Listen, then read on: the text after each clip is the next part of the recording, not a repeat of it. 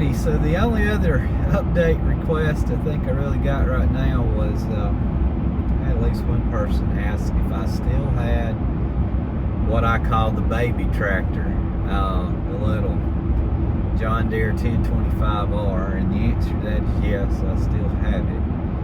It's just a handy little thing to have around, although it's basically a lawnmower with a front end loader on it and a 3-point hitch and PTO. But anyway, still have it, no issues with it. I think the only issue I ever had with it, which I fixed easily with a wrench, the lever that raises the 3-point hitch and the mower deck up and down would not stay up. Like, you could bring it back, but it would fall back down. And when it first happened, I thought, oh well, something internal is going on. It's going to be a pain. It was nothing more than just tightening up the bolt at the bottom of that lever. I think there's a little plastic bushing something there, and it has to have a little bit of tension on it. So basically all I did was reach in there and just tighten it up a little bit, didn't overdo it, and it gives it enough friction to hold that where it needs to be. And I haven't touched it since, so I was worried it'd work its way loose again over time, but it hadn't yet. It's got about 200 hours on it. I mean, it ain't a lot. But I've had it at the farm, and where we live now, we did have a couple of horses for about 8 months or so there. And we were leasing part of a little horse farm, some horse runs that was just right down the road from where we live.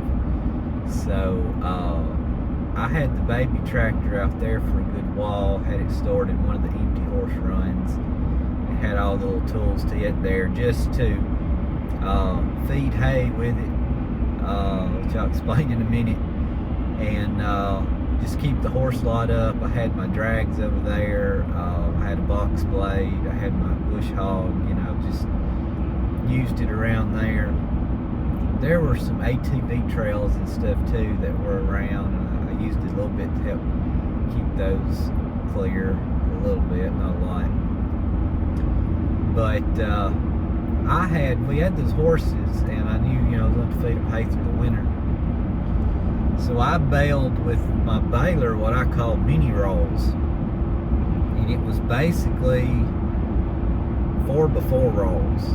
Of course, my baler's 4 foot wide, so I think I set it to stop around like 46 inches. So I was right there at the 4x4 size, and that's about, with the front end loader on that 1025R and the box blade on the back as a counterweight, that's about all the weight that little tractor wants to pick up, but it would pick them up. So I could get like 6 or 8 of those things on my 20-foot car hauler, and I'd load them with one of these big tractors at the farm, haul them out there to the horse farm, and unload them with the baby tractor.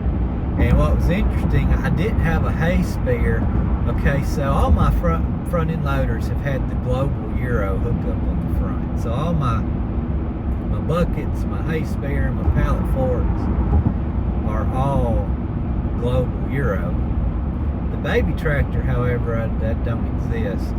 It's just got the, I don't even remember what they call it, 300, 600 series carrier or something like that. I don't know. I may be off. It's just got the hooks on the top and the pins you have to get off and put the pins in the bottom.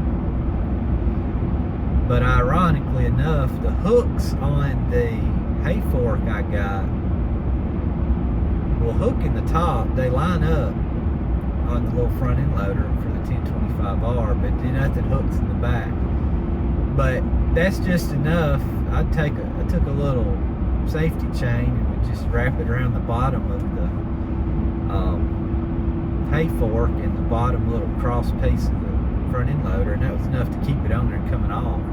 I just used it that way to move the little mini rolls around. So that's what I used it for over there, and it did well. Yeah, I mean, some of you are curious about it, and like I said, I still got it.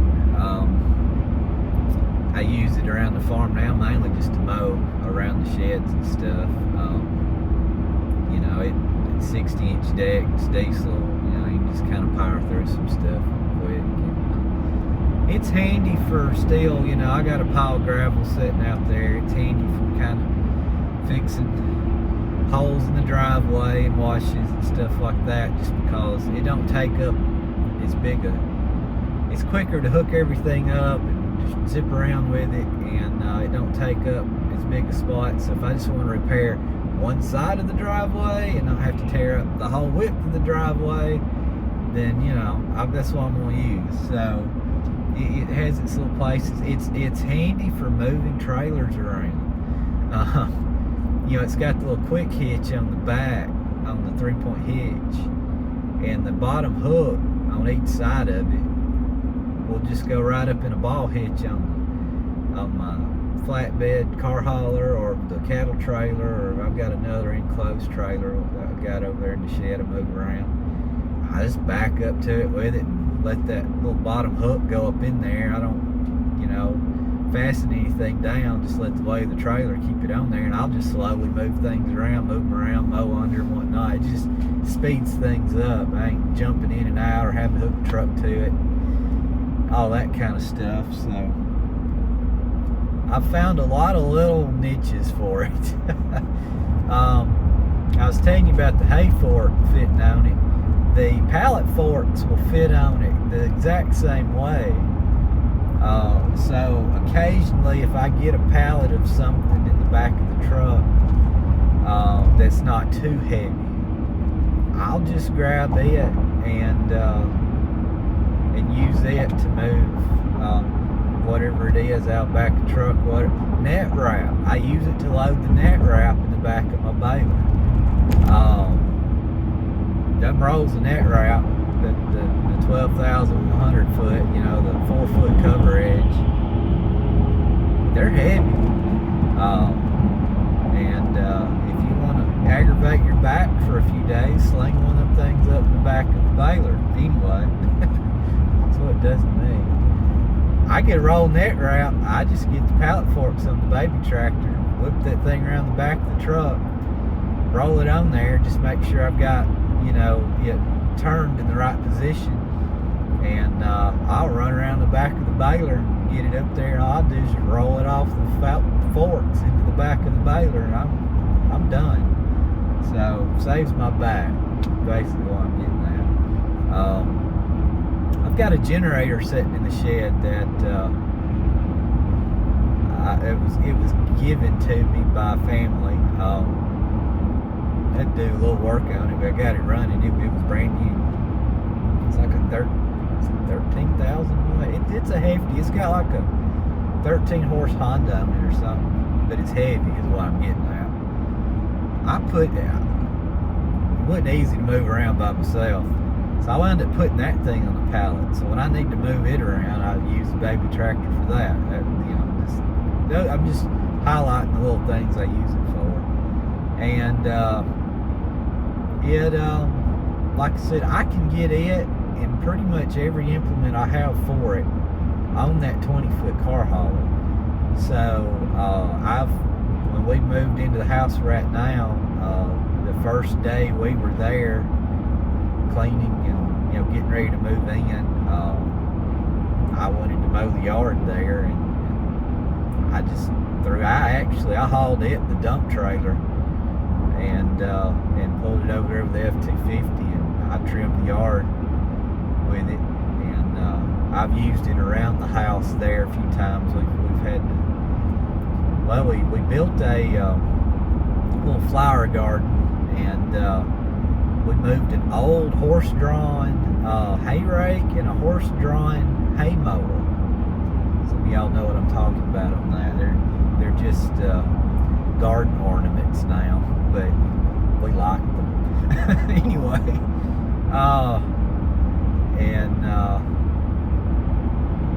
I used the car hauler and the baby tractor and whatnot to move those things around. That horse-drawn hay mower is heavy.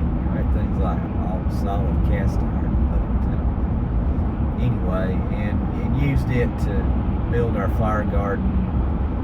And we had some little projects. I used it around the house to move some dirt and stuff.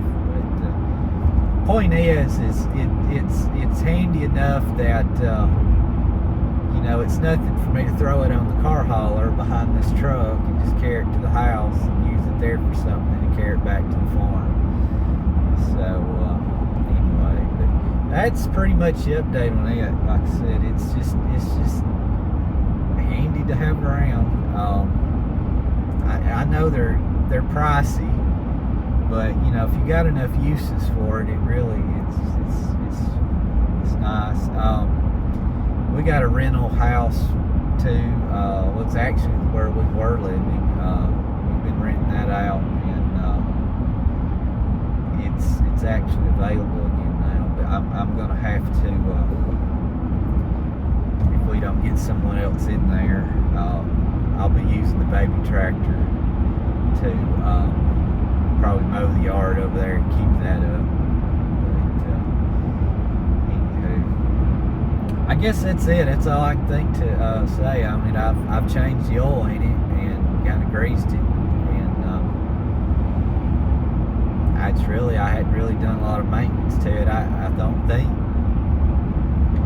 the hydrostatic and whatnot really is requiring. I don't think I've put enough hours on it yet. I would say 250, 300 hours is when maybe change filters or service some of that. So that's it. Well, there's your update on that, and hope that answered any questions or curiosities that you had about it. Thanks for watching. See ya.